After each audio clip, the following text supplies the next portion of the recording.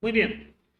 Ahora vamos a hablar nosotros de un conjunto de arquitecturas para el diseño de procesadores. Hay dos arquitecturas principales, que es el RISC, que es repositorio reducido de instrucciones, y el CISC, que es repositorio complejo de instrucciones. Nosotros los procesadores ARM, que son los que suelen utilizar los celulares, son RISC, tienen ciertas características que buscan optimizar ciertas operaciones.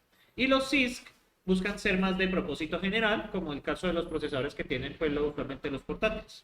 Y bueno, estas son las dos referencias que donde hicieron estas diapositivas. Esto es de un curso de arquitectura, de hecho. Entonces, muchachos, ¿qué ha pasado en microprocesadores desde los años 50?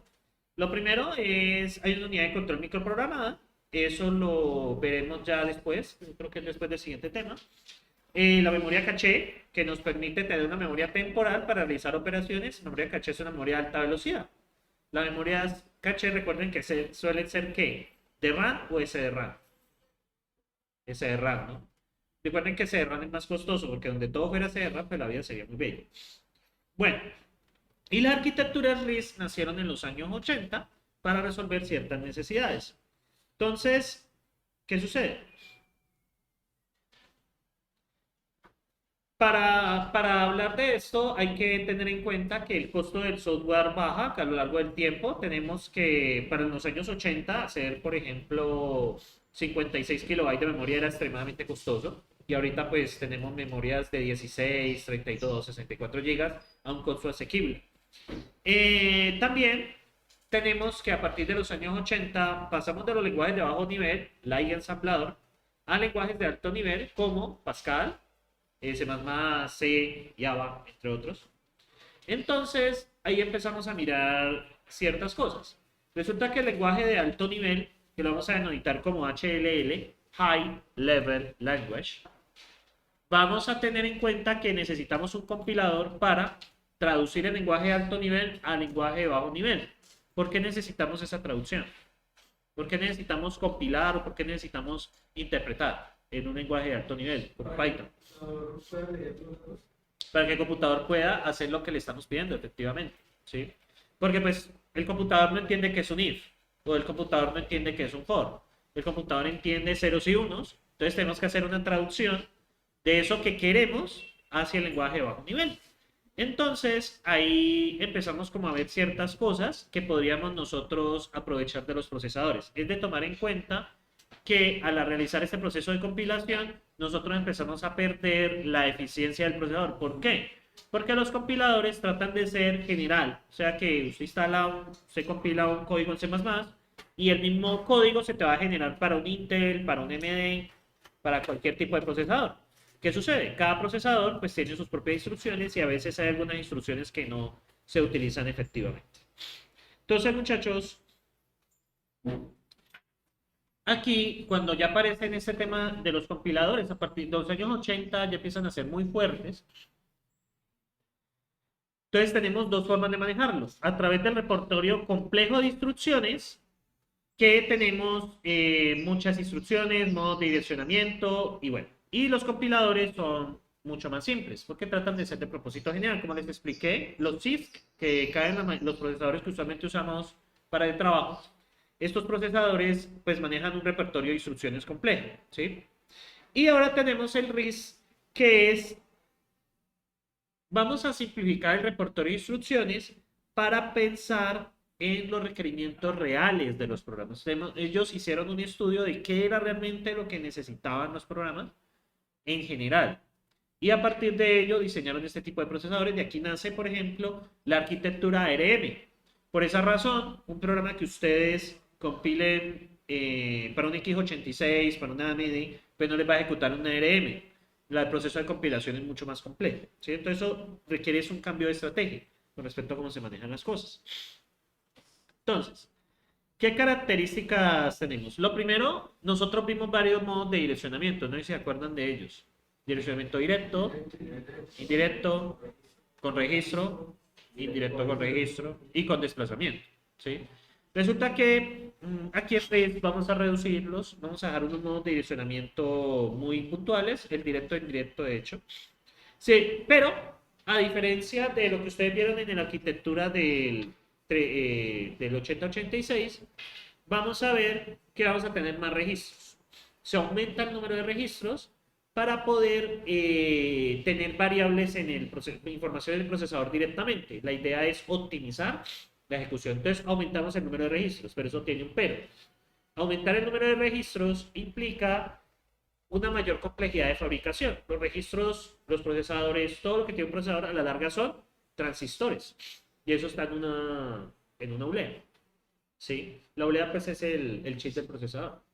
Entonces tenemos que meter más registros. Naturalmente, pues esto aumenta los costos de producción. Sin embargo, a partir de los años 90 hacia acá, los costos de producción de procesadores se han reducido sensiblemente. Y pues más aún en las últimas 2 décadas, donde pasamos que, por ejemplo, este procesador que tiene este computador es alrededor de 1000 veces el AMD del año 2002. O sea, es como 1000 procesadores de eso. O sea, la cantidad es absurda. Porque pasamos alrededor de 2 millones a 3 millones de transistores por oblea a tener cientos de millones de transistores. Entonces, pues nos caben más cosas en menos espacio. ¿Sí? Eso es lo que pasa acá y por esa razón los RISC, perdón, pasaron a ser tan populares en estos dispositivos. Porque pues ya se puede meter muchas más cosas en menos espacio. ¿Ustedes han escuchado sobre, por ejemplo, sobre los Snapdragon? ¿Han escuchado sobre eso? Que son los procesadores más famosos de los celulares. De hecho, es Snapdragon. La cosa está degenerada en estos momentos que ya incluyen, por ejemplo, GPUs internos. O sea, es una cosa que uno no podía pues imaginarse hace 10 años. La GPU solía ser independiente. Utilizan los celulares de un programa para. Sí, para los que juegan. Sí, de hecho, hay unos celulares enfocados en gaming, de hecho. Y hay juegos que se han trasladado al móvil. Por ejemplo, juegos de rol, por ejemplo, bueno, yo juego y está LOL también, está Age of Empires, bueno, porque pues ha aparecido un nuevo mercado con eso. De todos modos, no se preocupen que en las exposiciones esos temas van a estar allí. Ya la otra semana ya les coloco ¿qué? Como las asignaciones. Bueno, entonces aumentamos el uso de registros, como les mencioné, más complejo de producir el chip. Eso es un contra con respecto al procesador que nosotros estamos viendo ahora, que es el 8086, porque pues ese procesador pues solo tenía 4 registros de uso general y 6 registros pues para uso específico. Tenemos repertorio de instrucciones limitado, sencillo y con formato fijo, y especial énfasis en la segmentación y unidad de control cableado. Eso lo veremos ya en su momento. Entonces aquí hay algunas características. Miren que pues esto no es nada nuevo. Eso viene desde los años 70. Vemos el primero IBM, el 370. Y bueno, aquí tenemos estas evoluciones. ¿Ustedes han escuchado sobre el PowerPC? A ver si les recuerdan. Me suena, pero. Es lo que utilizan los iPhones, los que utilizan los iMacs. Bueno, es propio de Apple, sí es propio de Apple, pero realmente la idea pues se originó desde IBM y bueno, y a partir de allí salieron los diferentes. Miren que esta arquitectura no es tan nueva, miren que el número de instrucciones es reducido, son instrucciones muy específicas y el tamaño de instrucciones también. Y miren, modo de direccionamiento 4, 22, 11, el SPAR solo tiene 1, el PowerPC solo tiene 2, que es directo, indirecto nomás. Los que tienen apenas uno solo tienen direccionamiento directo. Y bueno. Número de registros de propósito general, miren. Miren, empezamos con 16. Cuando nosotros apenas teníamos 4 más 5. Apenas teníamos 4, perdón, que son propósitos general. Tenemos 4 en el 8086, aquí pasamos a 16. ¿Sí? La idea es usar esos registros para almacenar información, ¿sí? Para poder hacer las cosas más rápido. El SPAR tiene entre 40 y 520 registros. Y bueno, y así. Bueno, y el tamaño de la caché, pues hablamos de esos tiempos, cachés de 64 kilobytes, eso ahorita pues es absurdo. Las cachés ahora mínimo, ¿en cuántos son? Ahora acordándose de archivo. ¿Cuánto es lo más bajito que uno puede encontrar ya en estos momentos? 1 mega. Y 1 mega ya un procesador queda como que chilla, ¿no? Actualmente pues hay 3 niveles de caché. Tenemos que la caché más próxima al procesador es L1, luego L2 y luego El E3, no sé si recuerdan de eso. ¿No? ¿Qué pasó en Arqueo, muchachos? ¿Eso fue una cosa para olvidar o qué? No, sí. Dígame que sí. Bueno, lo que pasa es que en el funcionamiento del procesador, en el funcionamiento de todo, cuando ustedes ejecutan un programa, ¿hola? Cuando ustedes ejecutan un programa, este se carga en la memoria principal, ¿estamos de acuerdo? En la RAM. Entonces va a abrir su juego. Digamos que va a abrir LOL, ¿sí? Que es como el ejemplo más popular entre ustedes, ¿sí? Y el juego es un juego gratis y lleno de gente enojada. Entonces, ¿qué tenemos? Ustedes cargan el juego se carga en memoria, ¿sí? Pero eso no es que se ejecute en memoria. Para poder ejecutar en el procesador todas las operaciones que tiene que hacer el renderizado, lo que tiene que hacer los cálculos, pues es un juego de mucha matemática porque pues usted está lanzando una habilidad y tiene que calcularse si la habilidad cuánto daño hace, si la habilidad de área, bueno, eso realmente ese juego en su programación incluye mucha matemática. Después de eso, ¿qué sucede? Eso pasa a memoria caché y en memoria caché es que podemos acceder al procesador. O sea, usted en el procesador no puede acceder a memoria principal directamente. Siempre lo hace a través de memoria caché. ¿Por qué se hace a través de memoria caché siempre? ¿Por qué no se puede, por qué no es recomendable hacerlo a memoria principal directamente? Con la velocidad. La memoria caché es alrededor de 100 veces más rápida que la memoria RAM ocasional. Y eso que la memoria RAM ocasional es alrededor de 1000 veces más rápida que los discos duros mecánicos, ¿no? Porque pues con SSD es otro cuento. Pero, porque el SSD realmente es una combinación de memoria RAM y disco duro, su arquitectura. Es como juntar las bondades de ambos mundos. Pero lo que perdemos en los SSDs, ¿qué es? A ver si de acuerdo. ¿Cuál es el problema de los SSDs? No, el espacio no, la capacidad tampoco. No, en estos momentos tenemos de 1 tera. ¿Ah? No, es fácil porque pues ustedes tienen los métodos igual de Hamming que se utilizan en las tablas de partición. ¿Ah? No, lo que pasa es que no se puede escribir muchas veces porque las compuertas se desgastan. O sea, eso tiene un desgaste. Entonces los SSDs tienen ese problema. Por eso es que aún se siguen usando mecánicos. El día que ese problema se supere, ¿qué creen que pasa con los mecánicos? Pasa lo mismo que con los disquetes y con los CDs. Dejan de ser relevantes. Entonces, bueno, muchachos, volvemos aquí.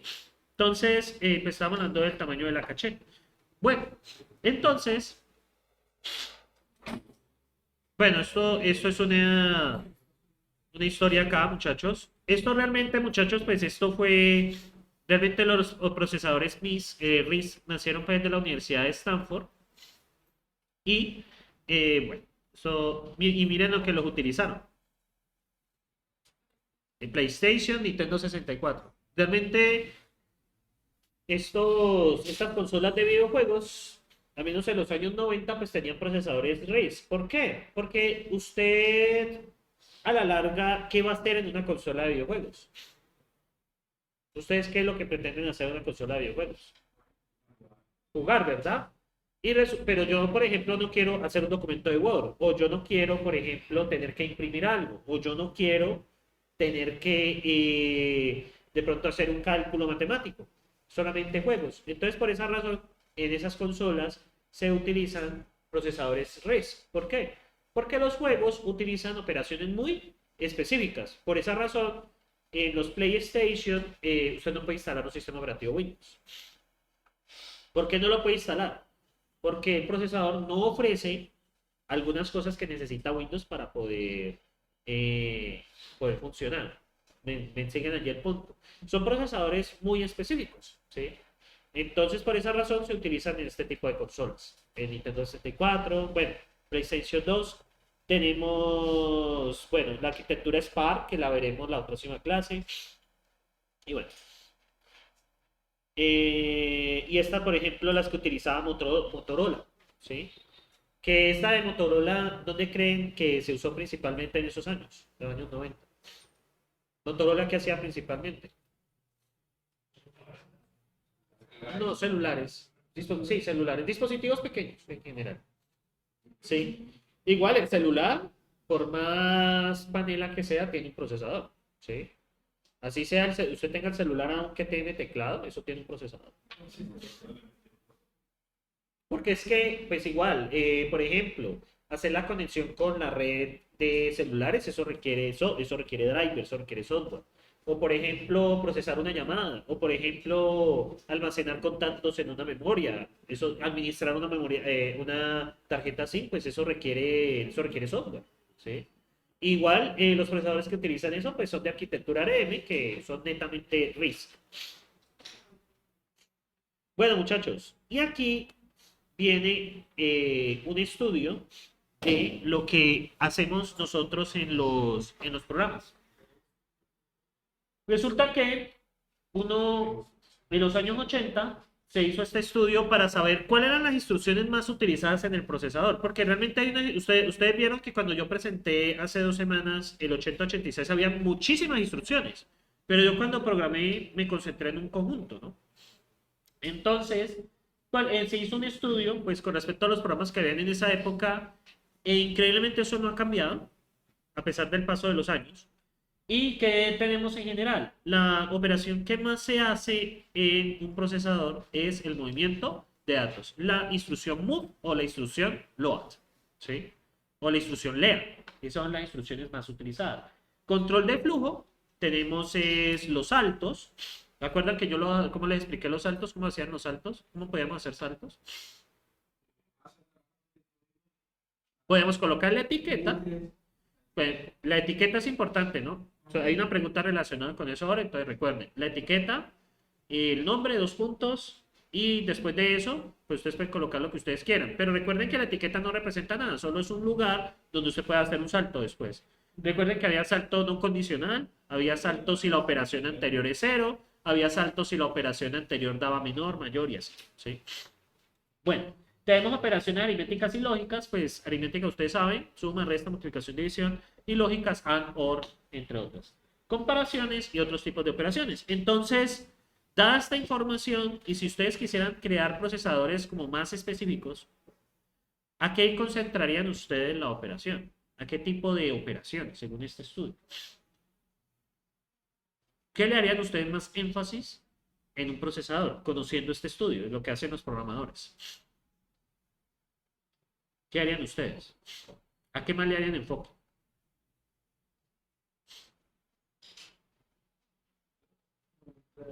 A movimiento de datos y control de flujo, correcto. ¿Sí? Eso es lo que yo debería hacerle más énfasis. Si yo logro mover datos mucho más rápido, ¿qué obtengo? Una mayor velocidad de procesamiento. Sí, porque pues siempre mover datos tiene su complejidad. ¿Sí? Entonces, del recuento de instrucciones y referencias a memoria resulta un gran peso las llamadas a funciones de los lenguajes estructurados. Entonces, ¿por qué? Porque el llamado a funciones, de hecho, cuando les mostré procedures en ensamblador, bueno, ya estará mejor explicado en el video que suba. Recuerden que cuando ustedes hacen un llamado a función, ustedes tienen que guardar el estado actual del programa en la pila. Entonces, ustedes tienen que guardar el estado actual de los registros. Hacer el llamado a la función, hacer lo que tienen que hacer y cuando regresan, ¿qué tienen que volver a hacer luego? Tienen que retornarla de la pila y restaurar la información. ¿Sí? Ese es uno de los grandes problemas de llamada a función. O sea, hay mucha cosa que hacer porque hay que hacer push a la pila. O sea, por ejemplo, yo quiero hacer un llamado a una función, digamos, a un procedimiento en ensamblador. ¿Qué tengo que hacer? Pues tengo que hacer push de AX, push de BX, push de CX y push de DX. ¿Por qué? ¿Por qué tengo que hacer ese push a la pila? Para almacenar el estado actual de los registros. Hago lo que tengo que hacer en la función y luego ¿qué creen que tengo que volver a hacer? El POD, que es restaurar. Bueno, limpiar es correcto y pues también hacer POD, ¿sí? Entonces, eso resulta pues que es un conjunto de instrucciones muy, muy elaborado y eso ustedes cuando programan, ¿qué pasa con los llamados a funciones? ¿Será que eso es común o no es común? Eso es súper común. Así ustedes hagan la superclase, pues hay llamados a funciones por todas partes. ¿Sí? Entonces, eso es una de las cosas que también deberían de optimizarse. Bueno, del estudio que nos dijo, los tipos de operandos Son 60% de variables escalares. Escalar es que no es un arreglo, o sea, porque podemos tener variables escalares o arreglos. Escalar es un dato específico. Imagino que en álgebra les habrán dicho, es que esto es un escalar. No sé si alguna vez el profesor lo ha mencionado. Un escalar es un número ahí, o sea, no es ni matriz, no es arreglo, no es nada, simplemente un numerito. Sí, es un número específico. Resulta que el 60% de las variables son escalares. Eso es cosa que yo debería optimizar también. Que tenemos enteros, reales, char, etc. De los cuales 80% son locales. ¿Qué quiere decir que una variable sea local? Exactamente. Solo existe dentro del bloque de código para la cual fue declarada. Un bloque de código usualmente es una función, por ejemplo. Cuando ustedes declaran una función, supongo pues en Java, que es el que más conocen, ¿qué sucede con intentar conocer ese valor de esa variable por fuera de la función? ¿Qué ocurre? No existe. Solo existe dentro del bloque de código. Eso se llama un bloque scope, alcance de código. Entonces, muchachos, esa es una cosa muy importante que tenemos que considerar, es que el 60% de las variables son escalares. Llamadas a procedimientos. Entonces, ahí tenemos que mirar es el número de accesos que hay y el número de argumentos que ustedes envían a una función. Resulta que el 98% usa 6 argumentos o menos. Perdón, utiliza 5 o menos argumentos. Entonces también es algo para tener en cuenta. De los cuales 92% utiliza menos de 6 variables escalares locales. Pocos niveles de anudamiento. Entonces, ese es el concepto de referencia operando 666. 6 llamados, 6 variables y 6 anidamientos. ¿Qué es un anidamiento? Un anidamiento es una función que llama a otra. Por ejemplo, una función recursiva. ¿Sí? Eso es un anidamiento. Bueno, ustedes han trabajado funciones recursivas anteriormente, ¿no? En Scheme, por ejemplo. Entonces, ¿qué pasaba cuando yo quería, por ejemplo, recorrer una lista? ¿Qué tenía que hacer? En Scheme. Y volver a llamar la función con el res. Exactamente, eso es un anidamiento. Cuando una función llama a otra. ¿Sí? Eso es un anidamiento y eso solamente lo vemos en recursión. Resulta que en el estudio se dieron cuenta, puede ser con la misma función o pueden ser funciones que se llaman entre sí, porque la recursión no solamente está limitada a una sola función. Muchachos, resulta ahí que encontraron que en promedio la mayoría de casos eran 6 de profundidad. ¿Sí? Entonces tenemos máximo 6 argumentos, 6 variables locales y 6 de profundidad. Entonces es el concepto 6666, que coincidencialmente para los que son agüeristas, ese es el número del diablo. Bueno. Modos de adicionamiento. Solo el 18% de las instrucciones utilizan modos sofisticados. Entonces, ¿qué pasa con sofisticados? Que, pues, por ejemplo, son direccionamiento, por ejemplo, indirecto, direccionamiento indirecto con registro, indirecto con memoria. Realmente los modos están disponibles, pero no son muy utilizados. De hecho, ustedes dieron cuenta cuando yo programé, máximo utilicé indirecto. Yo utilicé directo e indirecto, que es lo que más se suele usar. Y la mayoría utiliza modos que se resuelven en un ciclo, sea por registro o por desplazamiento. Entonces, muchachos, aquí está el estudio que se realizó en esa época. Voy a ampliarles un poco. Miren acá, tipos de direccionamiento. Miren, por ejemplo, TEDS es el compilador de LaTeX. No sé si alguna vez han usado LaTeX. Compilador de LaTeX. Spice, no recuerdo para qué es el compilador, no recuerdo qué lenguaje es. Y GCC es para C++.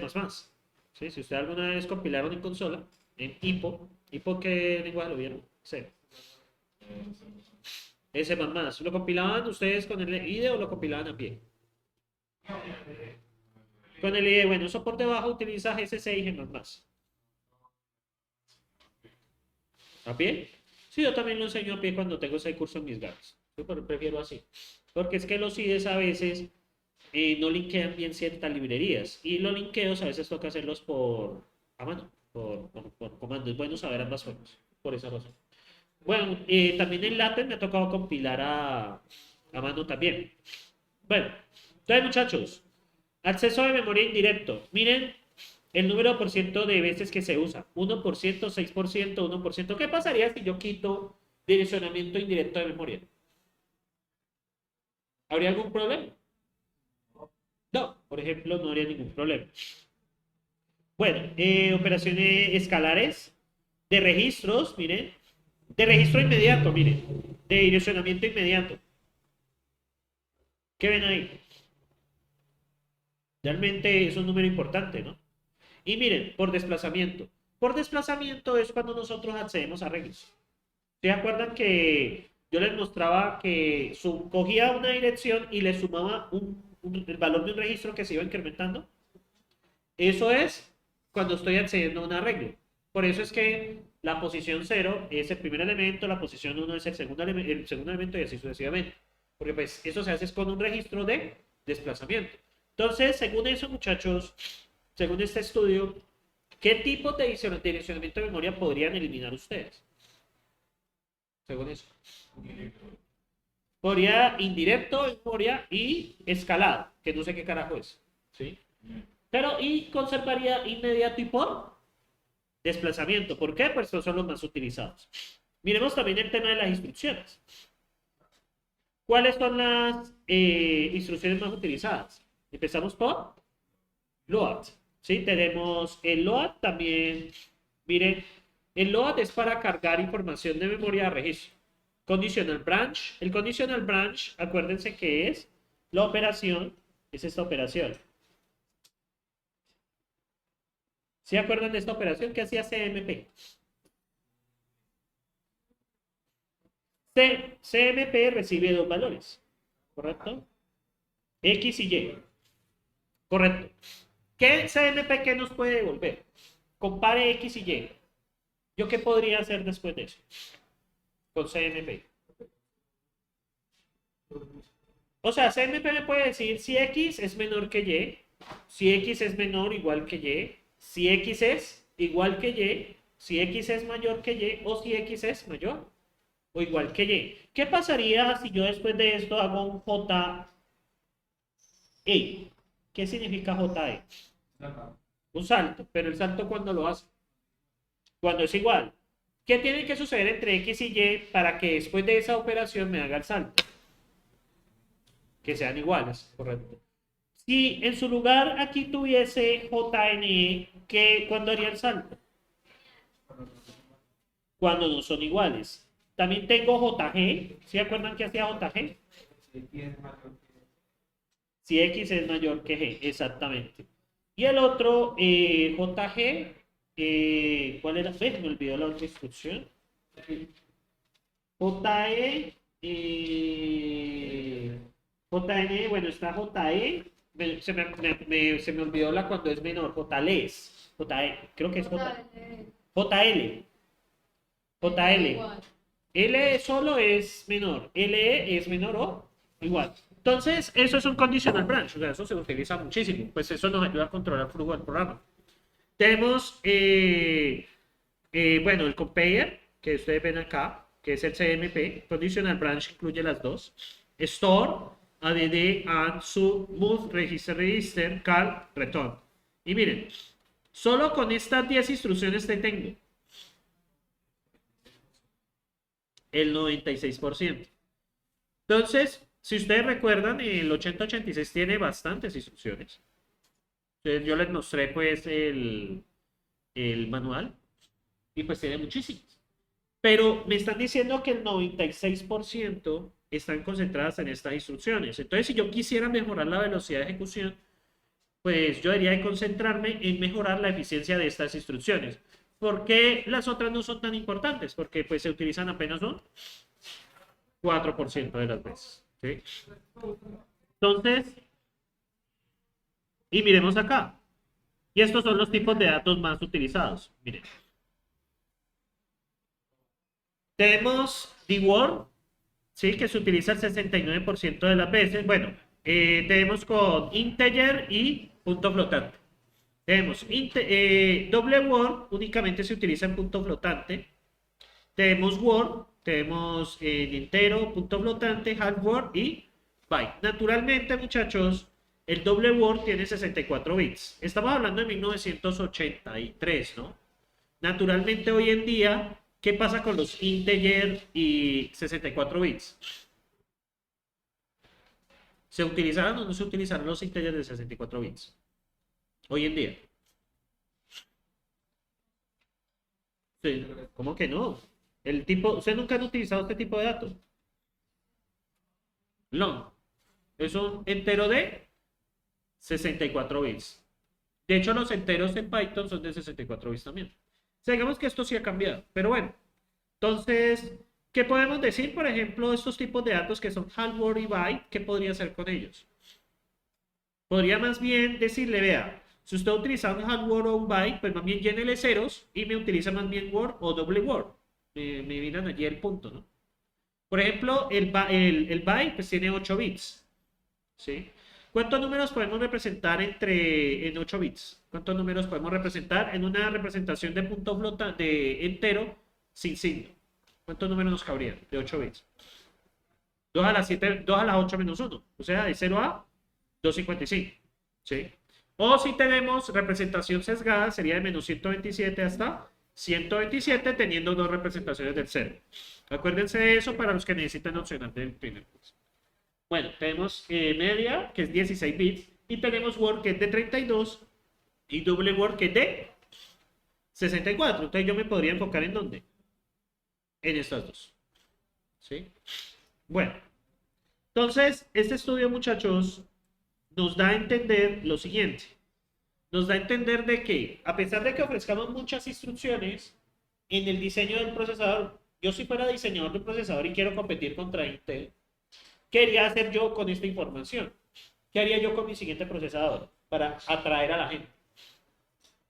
¿Qué haría hacer yo? Enfocarme en eso, ¿no? Tengo que hacer estas 10 operaciones lo más eficiente posible. Concentrarme en menos modos de direccionamiento, porque es que los modos de direccionamiento, como vamos a ver en la unidad de control, tener modos de direccionamiento complejos implican una unidad de control más compleja. Hay dos tipos de unidades de control, cableada y microprogramada. Usualmente, ya hoy en día son mayoritariamente microprogramadas. No se preocupen que solo veremos, vamos a ver, después de aquí se nos escala la unidad de control. Creo que aproximadamente 4 semanas. Eso antesito de cierre el curso. Bueno, muchachos, entonces, conclusiones de las mediciones. Preponderancia de las operaciones y modos de direccionamiento simple, es decir, un ISA reducido, un modelo ISA reducido. Los operandos son mayormente escalares locales. ¿Qué quiere decir? Que como yo sé que son información fija, ¿cuál es la forma más rápida de manejarla? ¿Dónde debería almacenarla? ¿En el disco duro, memoria principal, caché o en el procesador? No, de hecho los registros son más rápidos que la caché. ¿Por qué los registros son más rápidos que la memoria caché? ¿Por qué creen? Pues están ahí, están dentro del procesador. Entre más cerca está el procesador, más rápido es. Entonces, ¿qué pasa con esto? Los operandos son mayoritariamente escalares locales. Es decir, que voy a concentrarme en mejorar los registros y las operaciones de load y store. Load permite cargar un dato de memoria y almacenarlo en un registro. Store hace lo totalmente contrario. De registro lo mandamos a memoria. Bueno, además es cada pipeline eficiente, ancho de instrucciones fijo e instrucciones simples. Es decir, vamos a estandarizar las instrucciones. Si recuerdan, lo que pasa es que con las instrucciones, muchachos, dependiendo del número de modos de direccionamiento, pues puede cambiar el ancho. ¿Sí? Pues de 3 direcciones, tenemos de 2 direcciones, de 1 dirección y con 0 direcciones. ¿Ustedes recuerdan eso que vimos hace como 2 semanas? 3 semanas, ¿no? El tiempo pasa muy rápido, muchachos. Bueno. Entonces, resulta que como esto hace más simple, yo puedo hacer mi unidad de control cableada para que me haga las instrucciones sencillas, de forma más rápida. Resulta que ustedes siempre para las soluciones tienen dos tipos de estrategias. Pueden hacerlo mapeado en hardware o hacerlo por software. Pero ¿qué ventaja tiene hacerlo directamente por hardware? que haga lo que usted necesite por hardware directamente, sin necesidad de ningún software. ¿Qué ventaja cree? No necesita ni traducir primero, no necesita evaluar condiciones y usted le ingresa la entrada de hardware que necesita y este le da la salida que usted necesita. Por lo tanto, una unidad de control cableada siempre será mucho más rápida que una unidad de control microprogramada. Toda la vida el hardware va a ser más rápido que el software. Naturalmente el software funciona sobre el hardware, pero para que el software funcione sobre el hardware tiene que ser de propósito general. Al hacerlo de propósito general perdemos eficiencia. ¿Sí? Entonces, muchachos, bueno. Entonces, principales aspectos de RISC, que se llama repositorio reducido de instrucciones.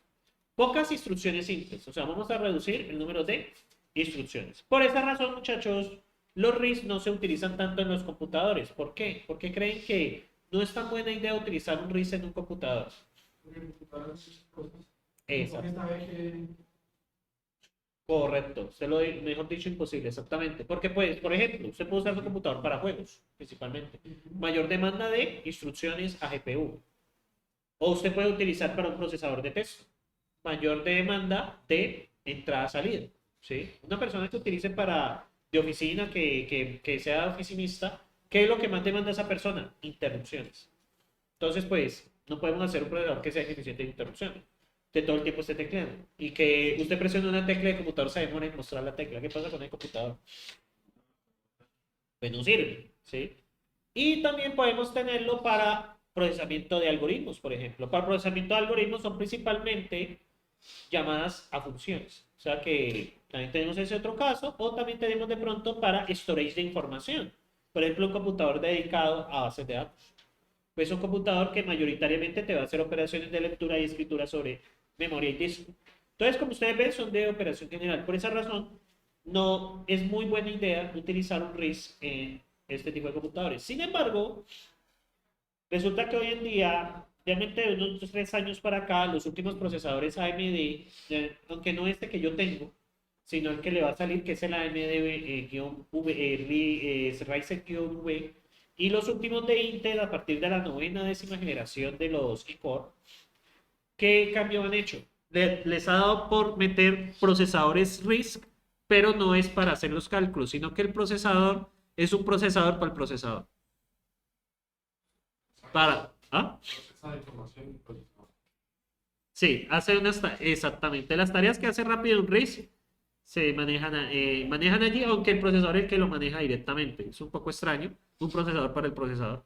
Pero eso es lo que viene ahora, ¿sí? Lastimosamente, pues por el tema de la pandemia y por la guerra que actualmente hay en Ucrania, el tema de las tierras raras está un poco complejo ahora, entonces, pues no se sabe, supuestamente iban a salir el próximo año, pero eso lo dijeron el año pasado. Pero pues nadie se imaginaba que este año iba a haber una guerra, que esa guerra está afectando, o sea, pues independientemente de lo que opinemos de ella, la guerra está afectando el tema del comercio de las tierras raras. ¿Qué son las tierras raras? Las tierras raras son elementos que se utilizan en la fabricación de microchips. Por eso es que, si ustedes no han notado, el precio de los computadores y celulares ha incrementado considerablemente. Y en los meses que van a venir van a aumentar aún más. ¿Sí? Si usted quiere cambiar de computador, quizás sea momento de hacerlo a pesar de los altos precios. Van a estar peor.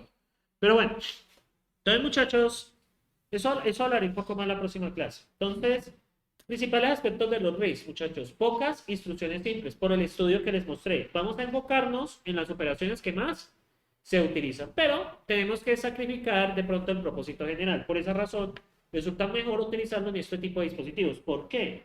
¿Qué pasa con un celular versus un computador? Yo ahí en el celular hay unas cosas que no puedo hacer. Por ejemplo, aunque ya los últimos celulares lo hacen, digamos el celular que es de gama baja, pues yo no puedo conectarlo a un proyector. No es posible. ¿Por qué? Porque no puedo pretender conectarlo a un proyector. No tiene la entrada, ¿sí? O por ejemplo, yo no puedo pretender utilizar esto para procesar un algoritmo de Machine Learning en Python. ¿Por qué? No, ¿por qué creen? O sea, sí puedo hacerlo, me va a funcionar, pero ¿cuál creen que es el problema de procesar algo? ¿Ah? Es lento. Porque es que el procesador no está hecho para eso. El procesador está hecho para las tareas específicas del sistema operativo que tiene, sea Android o sea otro sistema operativo, que Android es el más común, o las aplicaciones que yo tenga allí. pero el rendimiento que me ofrece esto nunca, en cosas de propósito general, va a ser mejor que el que me ofrece un PC. Sin embargo, ¿qué hace el sistema operativo Android? Está construido considerando lo que es poderoso el procesador. Por eso funciona bien acá. Usted puede instalar Android aquí. Pero ¿qué pasa si yo instalo Android acá? No ha estado optimizado. No va a estar optimizado, exactamente. El kernel está optimizado para el procesador con el cual está pensado. ¿Sí? Entonces yo podría instalar aquí Android, de hecho, aunque bueno, hay problema de compatibilidad del procesador, pero si lo pudiese instalar, pues no me va a aprovechar las características que ofrece ese AMD. Va a tomar un conjunto de repertorio de instrucciones y por eso va a funcionar lento. Por ejemplo, hay algunas cosas que van a funcionar muy lento, que es, por ejemplo, el control de periféricos. Esto no es muy bueno controlando periféricos. Por ejemplo, usted le conecta un teclado a usted y le va a funcionar. Pero que usted nunca ha conectado un teclado a un celular. ¿Qué experiencia han tenido con eso? Se demora. ¿Por qué se demora? No es porque el celular sea malo, es porque el procesador no está pensado para operaciones de entrada, salida con periférico. ¿Que te las hace? Sí, pero la solución a estas entradas se hace por software.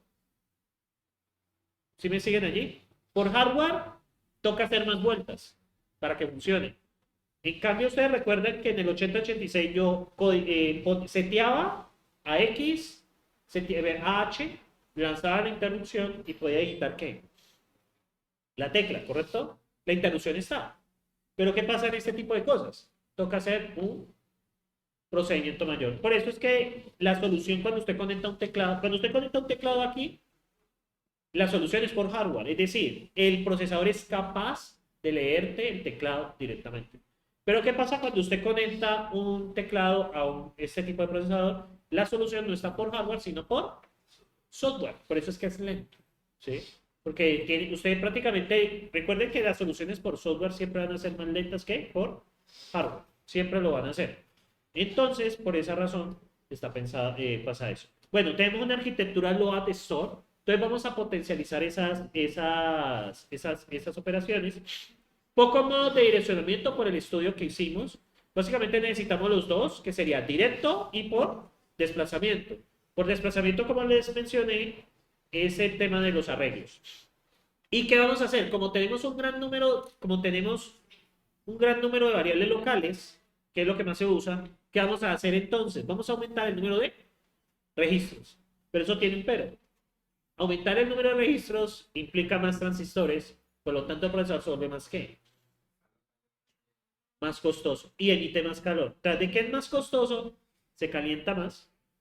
Pero miren que estos procesadores no se calientan tanto, por ya el avance de la tecnología que hemos tenido. ¿Sí? Se ha avanzado mucho en el tema de la disipación. ¿Cómo? Las placas, la placa que tiene atrás del celular ayuda a disipar. Ayuda a disipar. Sí, claro, el procesador se calienta, claro. Sí. No pasa a la superficie. Exactamente. El procesador sí se calienta y se calienta bastante, pero digamos que por el mismo sistema operativo Android y por lo mismo que uno hace aquí, por ejemplo, si ustedes se ponen a jugar, si yo me pusiera a jugar, yo aquí podría instalar el de LOL. Sí, de hecho podría instalarlo. Cumple lo mínimo, aunque no voy a tener una buena experiencia, porque mi celular no es... esos juegos están pensados para celulares de gama media alta, ¿sí? Ya cuando ustedes sean desarrolladores podrán comprarse, ¿sí? Pero digamos que yo puedo instalar el juego acá. ¿Qué creen que pasa con el celular? Se va a recalentar, correcto. ¿Por qué? Porque el procesador tiene más transistores. Por esa razón, por el número de registros. Bueno. Muchachos, el objetivo es que se ejecuten de ser posible en un único ciclo de máquina. El único ciclo de máquina se refiere a que cuando yo hago esas operaciones, por ejemplo, si yo hago un move o un load, resulta que el load internamente requiere realizar varias operaciones para recoger la información. Entonces, por ejemplo, requiero acceder a la posición de memoria donde está la información, eso requiere un ciclo. Luego requiero pasarlo a memoria caché, eso es otro ciclo. Y de memoria caché, pasarlo a mi registro, eso es otro ciclo. Bueno, dejémoslo así de forma general. Puedo utilizar el control cableado porque son simples, en lugar de microprogramado. ¿Por qué? Porque ya como las instrucciones están codificadas directamente en hardware en lugar de software, pues puedo hacerlas de una manera mucho más rápida. La unidad de control es simple, por lo tanto puede funcionar con mayor frecuencia de clock. ¿Qué pasa si yo aumento la frecuencia de clock de un procesador? ¿Qué creen que sucede? Si yo aumento la frecuencia del reloj. No, ¿qué era el reloj? Eso ya no lo he visto en archivo. Correcto. Ciclo de reloj es una señal cuadrada. Cuando ustedes le dicen, y exactamente en un ciclo de reloj, o sea, que sube y luego vuelve a bajar, eso va de 5 a 0, 5, 0, 5, 0. Es una señal cuadrada. ¿Ah? El overclocking, pues se ha escuchado sobre eso. Entonces, ¿qué pasa? Si aumento la velocidad del reloj, mi procesador puede hacer más rápido. Se va a calentar más. De hecho, yo este procesador lo puedo overclockear, pero tendría que hacerle una inversión al computador en refrigeración. Porque la refrigeración que tiene ese computador, pues... ¿Cómo? Sí, porque lo desgasta. Pero muchas veces vale la pena para revivir procesadores viejitos. Claro, porque está recalentado. ¿Sí? Ahora, si usted tiene una refrigeración muy buena, puede hacerlo y le dura bastante. Pero depende mucho de la refrigeración. Porque pues siempre el calor desgasta los componentes. Hay gente bien extrema que utiliza procesadores de última gama y RAM de última gama para hacer experimentos raros. Hay un por internet que le mete nitrógeno líquido. Ush. Lo pone a todo lo que... No, pero con todo el nitrógeno líquido. Y un sistema que me puede... No, pero no tiene recuerdo, tiene plata. Pero cuando ustedes desarrollen para la empresa remota. Entonces, no mentiras, pero molestando. Sí, no hay mucha gente que hace eso. Uno de los rellenos de cada uno de aquí. Pues el mercado negro más barato, mentiras. Pero digamos, ¿para qué ustedes harían overclocking a un procesador? Yo diría que para minería. Para minería, blockchain, no le haría más.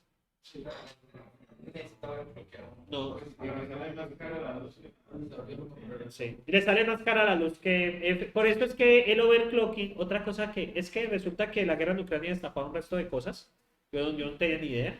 Por ejemplo, una de las mayores granjas de producción de minería estaban en Ucrania.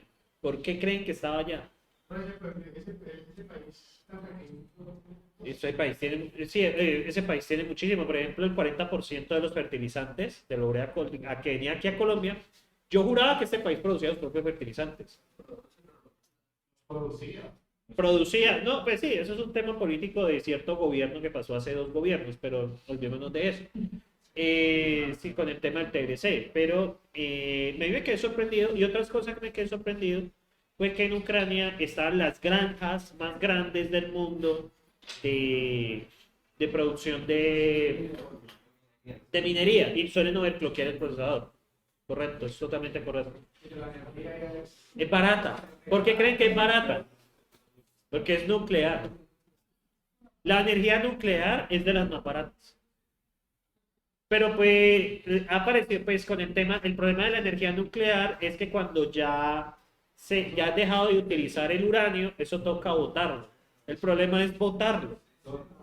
Porque es que en cualquier parte donde lo botes, es increíble. Exactamente. Entonces resulta que, por ejemplo, en este país, alrededor de 70-80% de nuestro suelo, si usted perfora aquí a 200 metros, va a encontrar un acuífero.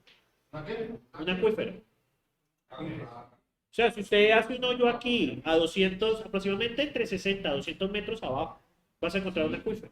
¿Sí? Porque pues esto fue un mar interior, bla, bla, bla. Eso pasa en muchas partes del mundo y colocar pues los residuos toca enterrarlos. ¿Y qué creen que pasa con los acuíferos? Contamina el agua. Y ese agua es el futuro de nosotros, por si no lo sabían. Pero bueno. Bueno, muchachos. Pero háganlo fracking, háganlo. Sí, eso es complicado, el tema del fracking. Bueno, muchachos, las únicas instrucciones que se referencian datos de memoria son las de carga y de almacenamiento, por lo que mencionamos. Y las demás solo operan con registros. Los accesos a memoria no pueden hacerse en un ciclo. Entonces, ¿qué pasa? Como no pueden hacerse en un ciclo, entonces esto incluye una cosita. Resulta que como no pueden hacerse en un ciclo, por todo lo que les expliqué, que tienen que pasar de memoria a memoria caché, o de memoria caché al procesador, entonces, ¿qué hacemos? Como estos son ciclos de memoria que nos toca esperar, entonces vamos a ver que la instrucción puede retardarse. ¿Cómo así que la instrucción puede retardarse? No sé si ustedes habían escuchado sobre el fundamento de los hilos.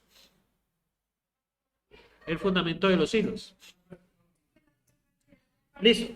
Resulta que cargar una instrucción desde memoria, o sea cargarla a mi procesador o sea guardarla en memoria desde mi procesador, requiere una serie de pasos. Por lo que todo lo que tiene que pasar. Tiene que, bueno, pasar por la unidad de control, luego tiene que pasar la memoria caché, y la memoria caché ¿a dónde pasa? A la memoria principal. Entonces, ¿qué pasa? ¿Eso qué requiere? Tiempo. Sí, correcto. Pero mientras pasa ese tiempo, mi procesador podría hacer otra cosa. ¿Sí? ¿Por qué quiero hacer otra cosa mientras está cargando el dato? ¿Por qué me gustaría aprovechar eso? Para poder, exactamente, para ser más eficientes. Entonces, ¿qué pasa, muchachos? Entonces, resulta que si yo tengo esta instrucción, por ejemplo, load R1X, o sea, cargue a el registro 1, lo que hay en la posición de memoria X, pues esto requiere estas 4 instrucciones. Entonces, ¿qué sucede? Pues yo podría, mientras tanto, muchachos, adelantar otras operaciones. Entonces, ¿cuáles son las instrucciones? Calcular dirección, transferir. Entonces, a eso se le va a llamar carga retardada. Y ahí es donde aparecen los fundamentos de los hilos. Los hilos, ustedes los usaron en programación interactiva, me imagino. Ah, lo están viendo apenas. Pero esto es Arqui 2. Ah, ya. Bueno.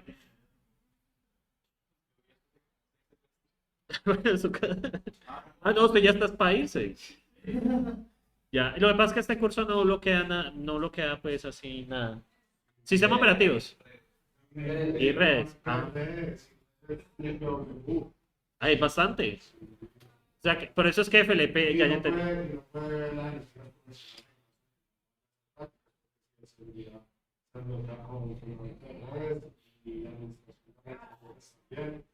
O sea, este curso toca pasarlo sí o sí. Por ejemplo, desarrollo de dispositivos móviles no tiene. Y la otra de Ah, Si no, por ejemplo, cuando alguien pensaba que no tenía ningún requisito, y por ejemplo, él se podía, porque no pudo ver fundamental de eso.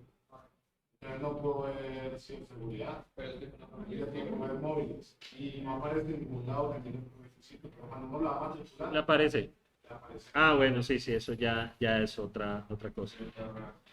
Bueno, muchachos, entonces, yo creo que, pues dado que son las 10, podemos dejar aquí por día de hoy. Tomen unos 15 minuticos de descanso y van a tener entonces 1 hora y 45 para resolver el quiz. No, está normalito. Son 4 preguntitas.